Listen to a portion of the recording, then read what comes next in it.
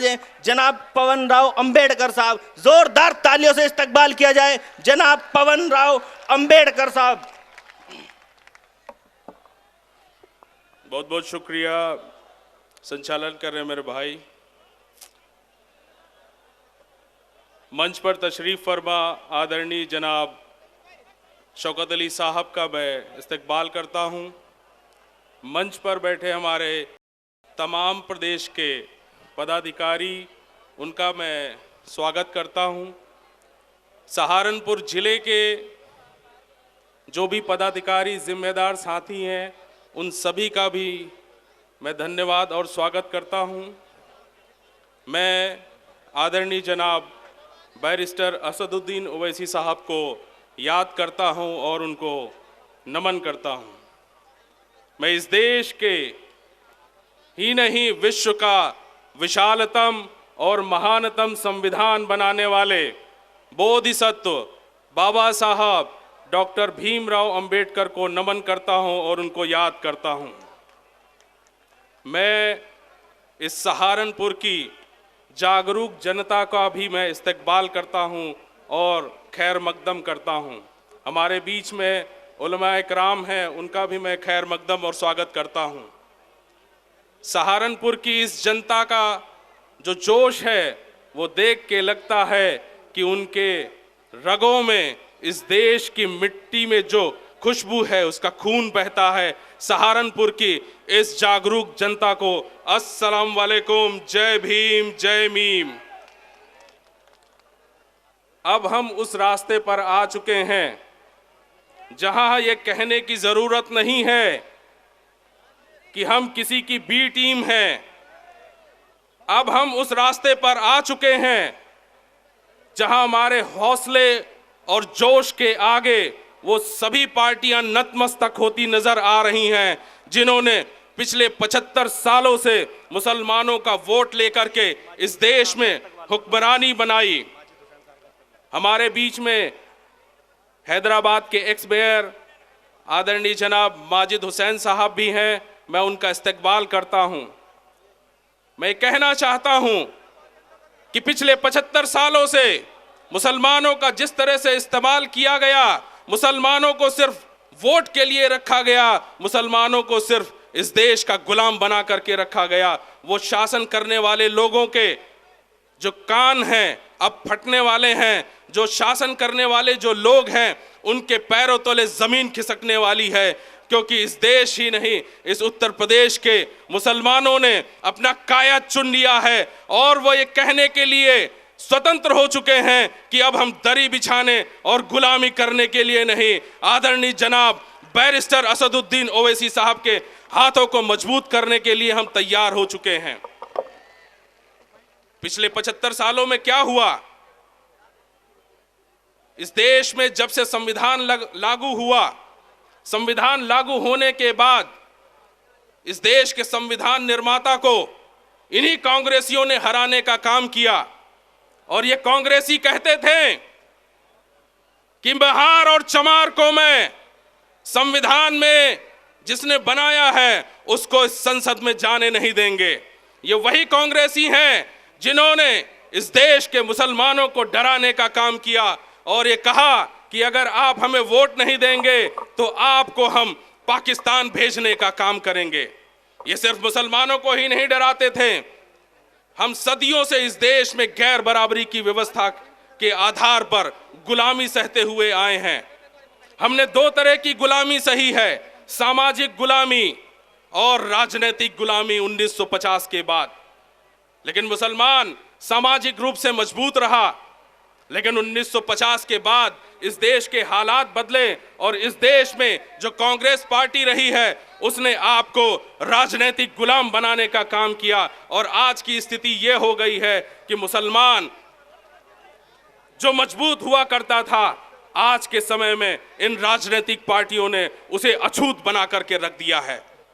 इस अछूत होने के दंश को हम सदियों से सह रहे हैं, इसीलिए आपके बीच में हम आए हैं और ये पैगाम लेकर के आए हैं।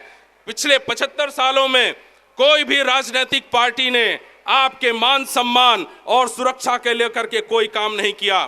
भारतीय संविधान में बाबा साहब ने जो इस देश के हर एक नागरिक को अधिकार दिए थे, उन अधिकारों से मुसलमानों को महरूम रखा गया। इस देश में भारतीय संविधान के आधार पर जो एससी और ओबीसी को अधिकार मिलने चाहिए थे, उनसे महरूम रखा गया।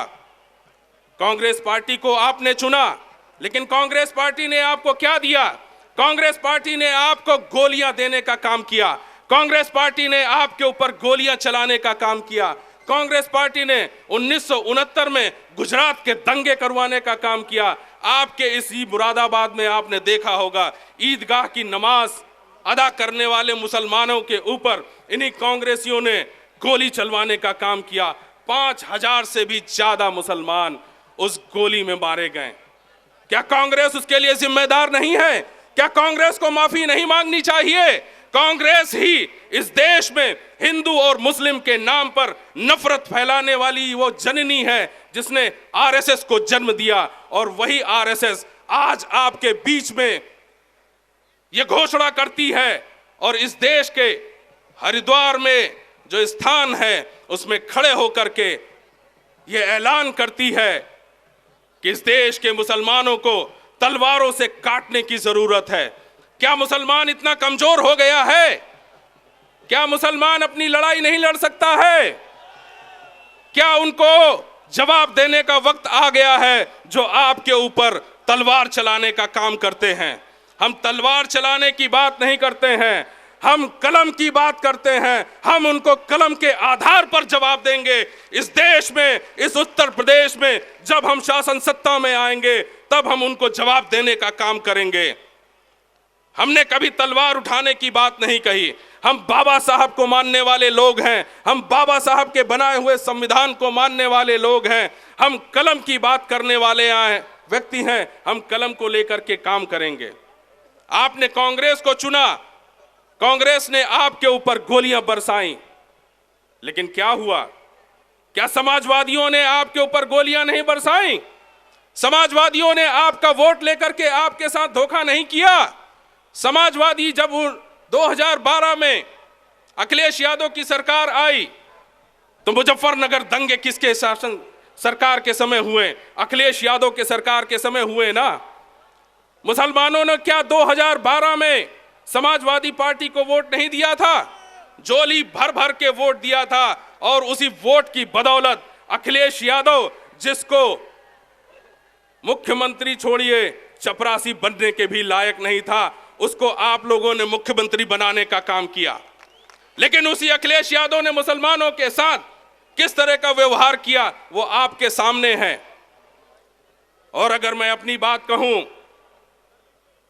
तो जिस विचारधारा के आधार पर मैं पला बड़ा हूं, बहुजन विचारधारा के आधार पर, मान्यवर कांशीराम साहब ने हमारे ऊपर हो रहे अत्याचारों को देखते हुए इस देश में बहुजन समाज पार्टी का निर्माण किया और यह कहा कि इस देश में अब जुल्म जाती नहीं होगी, इस देश में शोषित वंचित समाज के लोगों का शासन होगा, वो हुक्मरान बनेंगे, तब अपने हक और अधिकार को लेकर के रहेंगे।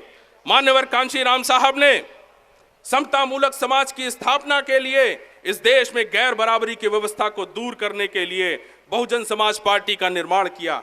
और बहुजन समाज पार्टी को, मान्यवर कांशीराम साहब को मुसलमानों ने कंधे से कंधा मिलाकर के साथ दिया, जिसकी बदौलत बहुजन समाज पार्टी इस उत्तर प्रदेश में 4 बार सरकार बनाने का काम किया।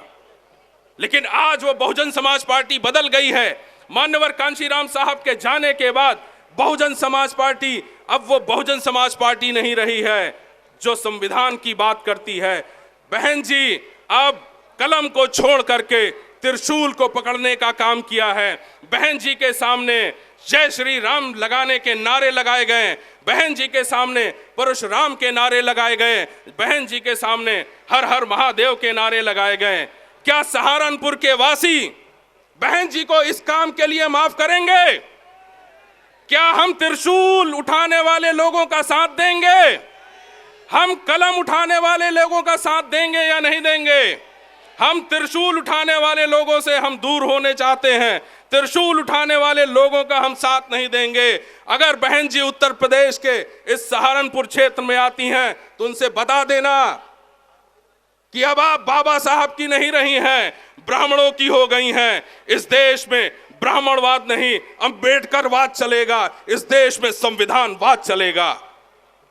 मैं आपको एक कहने आया हूं, आपकी आवाज आपके बीच में आ चुकी है, आपके दर्द को महसूस कर चुकी है, आपके ऊपर हो रहे जुल्म जातियों को महसूस कर चुकी है। वो आवाज आपके लिए जो संघर्ष कर रही है उसका नाम आदरणीय